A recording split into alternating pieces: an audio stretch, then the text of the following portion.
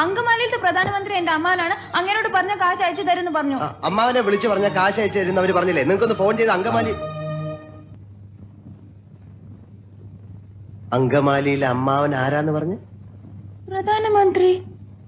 അപ്പൊ ഈ കഴുത പറയാ എന്റെ അമ്മാവന്റെ വകയല്ല ഈ ഹോട്ടലിന്. അപ്പൊ ഞാൻ ചോദിച്ചു നിന്റെ അമ്മാവന്റെ വകയാണോ ഈ ഹോട്ടലിന്? അപ്പൊ അവൻ എന്നെ എടീന്ന് വിളിച്ചു, ഞാൻ അവനെ പട്ടിന്ന് വിളിച്ചു. അപ്പൊ ഒരുത്തൻ എന്നെ അടിക്കാൻ വന്നപ്പോ ഞാൻ എന്റെ കൊടയെടുത്ത് അവന്റെ വയറ്റത്ത് ഒറ്റ കുത്തി.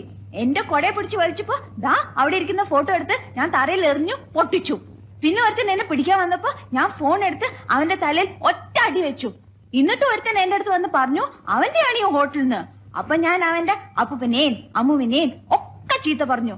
അവൻ പോലീസിനെ വിളിക്കുന്നു പറഞ്ഞപ്പോ ദാ അവിടെ ഇരിക്കുന്ന പൂച്ചട്ടി എടുത്ത് അവന്റെ തലയിൽ ഒറ്റ അടി വെച്ചു കൊടുത്തു.